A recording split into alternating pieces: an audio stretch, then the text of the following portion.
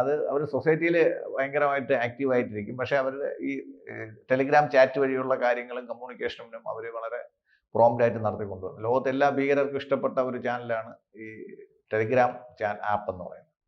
അപ്പോൾ ഇതിനകത്ത് ഇവർ 2 പോസിബിലിറ്റി വരുന്നുണ്ട്. ഒന്ന്, ഈ ദീപാവലിക്കായിരുന്നു അവർ യഥാർത്ഥത്തിൽ നവരാത്രിക്കോ ദീപാവലിക്കോ ആയിരുന്നു ഒരു ആക്സിഡന്റ് അവർ പ്രതീക്ഷിച്ചിരുന്നത്. പക്ഷെ അത് നടപ്പിലാക്കാൻ പറ്റിയില്ല.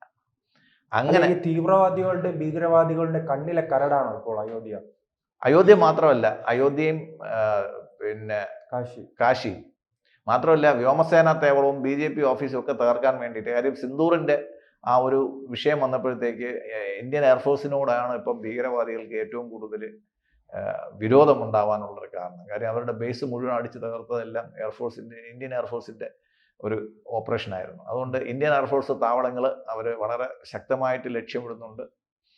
അപ്പോൾ ഇവർ ഇപ്പം ജനുവരി 26-ന് വേണ്ടിയിട്ട്, റിപ്പബ്ലിക് ഡേക്ക് വേണ്ടിയിട്ട് പ്ലാൻ ചെയ്ത ഒരു എക്സ്പ്ലോഷൻ, അതിന് വേണ്ടിയിട്ട് പ്ലാൻ ചെയ്ത് വന്നതായിരുന്നു. പക്ഷേ അതിന് മുമ്പ് ഇവർ പിടിയിലായിപ്പോയി എന്നുള്ളതാണ്. ഇവിടെ നമ്മൾ നോക്കുമ്പോഴത്തേക്ക് ഈ 2900 കിലോ സ്ഫോടക വസ്തുക്കൾ പിടിക്കുമ്പോഴത്തേക്ക് ഇതിനെല്ലാം ഒരു കച്ച് ബന്ധമുണ്ട്. കൂടുതൽ വാർത്തകളും വിശേഷങ്ങളും നിങ്ങളിലേക്ക് എത്താൻ ABC മലയാളം സബ്സ്ക്രൈബ് ചെയ്യുക, ബെൽ ബട്ടണും അമർത്തുക.